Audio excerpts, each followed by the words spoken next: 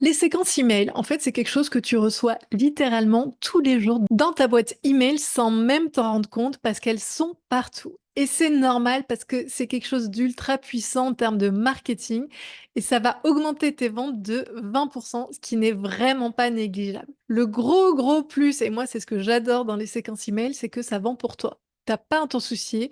Une fois que c'est paramétré, que c'est automatisé, c'est quelque chose que tu n'as pas à penser et en fait, ça va envoyer des communications automatiquement à tes prospects pour les convertir en clients et ça fonctionne. Je vais t'expliquer qu'est-ce que c'est qu'une séquence email, comment les mettre en place et tu auras aussi et surtout des ressources à télécharger pour aller encore plus loin. Donc, tu as en description un lien pour accéder à un modèle de séquence email que tu auras juste à personnaliser. Et tu auras aussi un guide de ce qu'on appelle les spam words, c'est-à-dire tous les mots à ne pas utiliser dans tes séquences email au risque de tomber dans les spams et donc dans les courriers indésirables. Je t'explique tout ça dans cette nouvelle vidéo. C'est parti.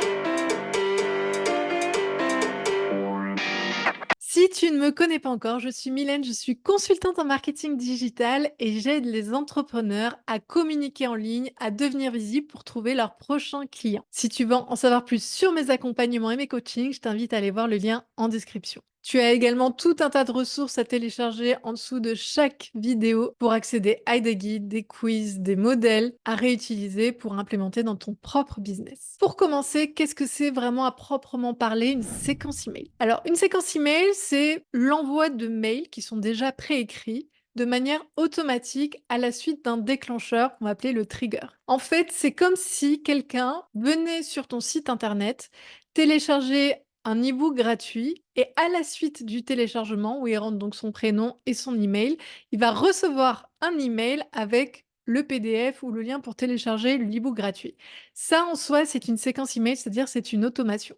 Mais il n'en existe pas que pour les lead magnets, il en existe un petit peu pour tout et c'est là qu'il faut pouvoir te concentrer pour utiliser la puissance de cet outil. Tu en as par exemple quand tu fais un abandon de panier, et ça tu as dû le voir pour beaucoup de e-shop, quand tu commences à mettre des produits dans le panier mais que tu valides pas ton panier, tu vas avoir un email de rappel pour pouvoir valider et finaliser ta commande. Ça, c'est une séquence email. Quand tu t'inscris sur un formulaire en ligne, c'est pareil, ça va t'envoyer automatiquement un email de confirmation ou alors personnalisé suivant ce que tu as rempli dans ton formulaire. Quand tu achètes un produit, quand tu télécharges un service, tout ça, ça génère des emails automatiques qui sont des séquences. Et c'est ça qui est intéressant, c'est-à-dire que, à la différence de ce qu'on appelle les campagnes email, qui sont par exemple les newsletters, moi, ma newsletter, elle part tous les dimanches à 17h45.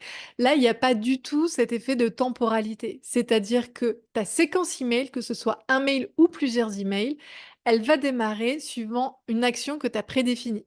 Une inscription, un abandon de panier, un téléchargement. Et c'est là que c'est intéressant parce qu'en fait, tous ces mails, ils vont travailler pour toi. Pour que ça fonctionne, il va falloir que tu définisses bien sûr l'objectif de ta séquence email. Pourquoi tu veux faire cette séquence email? Ça peut être tout à fait pour montrer ton expertise et créer du lien.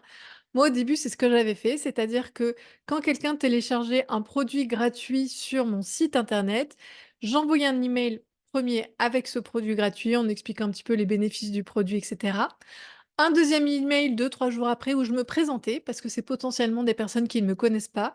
Donc ça permet aussi de pouvoir poser les bases de qui je suis et de qu'est-ce que je fais.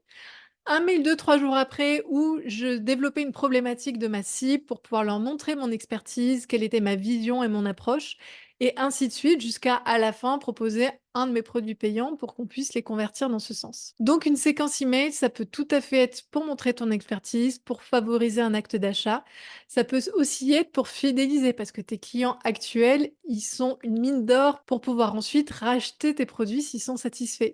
Donc tu peux tout à fait sur des clients après, je sais pas, 6 mois après leur achat, les relancer en leur proposant un code promo et ça fait partie d'une séquence email pour pouvoir les inciter à reproduire leur acte. Tu peux également envoyer des enquêtes de satisfaction via ces séquences pour des personnes qui ont testé un produit, gratuit ou payant, ou tu peux alors réactiver des abonnés inactifs. Ce que j'appelle des abonnés inactifs, et ça je t'en ai parlé dans ma vidéo YouTube sur le taux d'ouverture email, c'est que parfois, tu as un taux d'ouverture email, c'est-à-dire le nombre de personnes qui lisent tes emails qui est vraiment très faible parce que les personnes, soit ils le mettent dans leur courrier indésirable, soit ils le reçoivent pas, soit ils suppriment.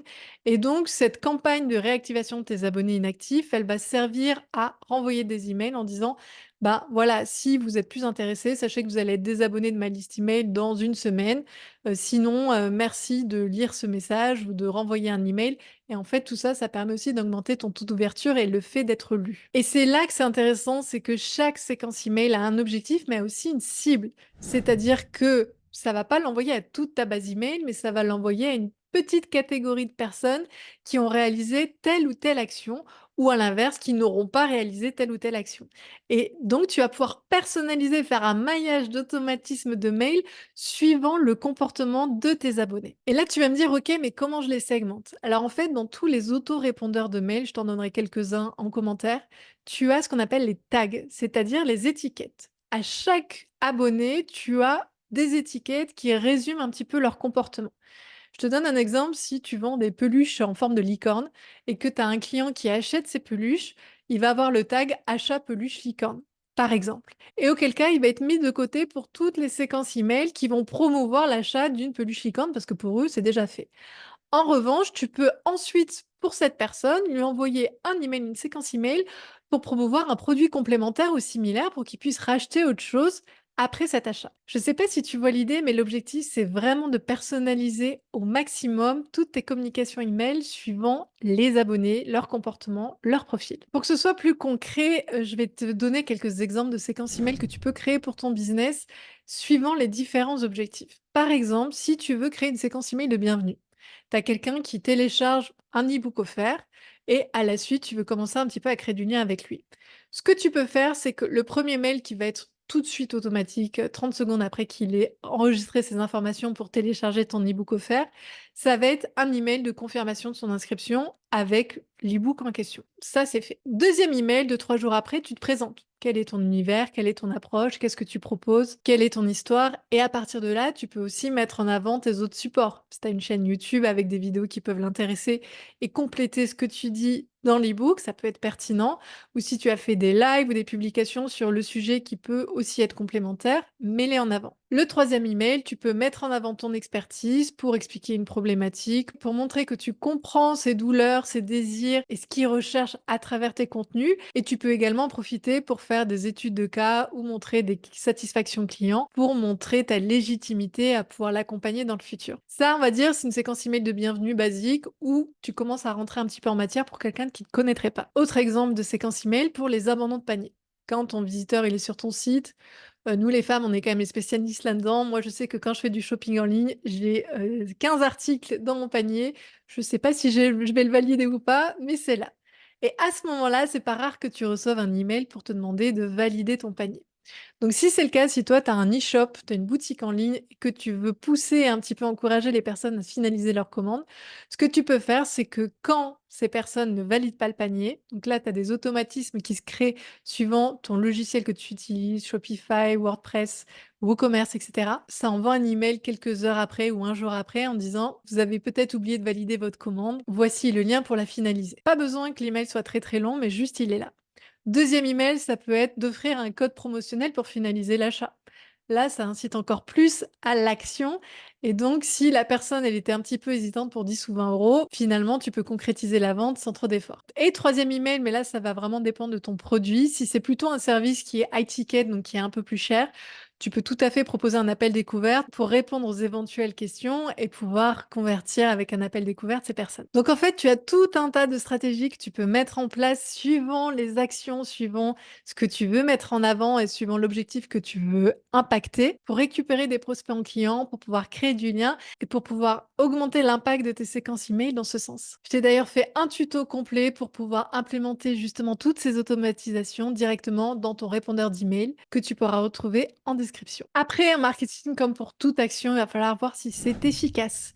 Et pour ça, il va falloir que tu te penches sur tes statistiques. Maintenant, ok, tu as mis en place ta séquence email, tes automations, tout est bien calé. Comment savoir si c'est pertinent? Parce que, comme tu le sais, comme toute action, comme tout objectif, il faut pouvoir évaluer si ça fonctionne ou pas.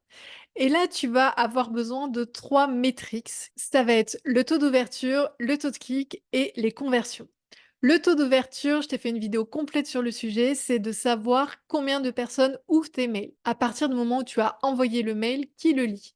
Ça, c'est important pour pouvoir évaluer si tu tombes pas dans les spams, pour pouvoir évaluer si ton titre il est accrocheur, si tu suscites l'intérêt ou si tu vas devoir changer quelque chose. Le taux de clic ensuite, c'est d'évaluer si ton storytelling et l'histoire que tu racontes dans ton email, elle a vraiment poussé tes lecteurs à cliquer pour aller voir plus loin, pour aller voir une autre vidéo, pour aller voir ton produit, pour acheter. Là encore une fois, si ton taux de clic il est vraiment très bas, c'est que la manière dont tu t'y prends n'est pas très bonne et donc peut-être qu'il faudra faire appel à un copywriter ou alors reprendre et refaire des essais d'écriture de tes emails. Et ensuite, les conversions, ce sont les inscriptions, les achats, c'est de savoir si tes ventes ou si tes inscriptions découlent ou non de tes séquences email. Pour cela, je t'invite à utiliser Google Analytics. C'est une mine d'informations pour ton site internet et c'est gratuit. C'est un outil qui va te permettre de voir combien tu as de vues sur ton site internet, quelles sont les pages qui regardent, combien tu fais de ventes, où est-ce qu'ils s'arrêtent dans leur processus de vente. C'est vraiment très très intéressant pour aussi optimiser ton site internet pour que ça puisse vendre parce que des fois il y a des petites choses qui bloquent dont tu as pas conscience et qui peuvent être réglées en quelques clics grâce à Google Analytics. Après, tu peux te demander à quelle fréquence tu vas envoyer ces séquences email. Personnellement, moi, je recommande souvent d'envoyer 5 emails séparés de 2 à 3 jours.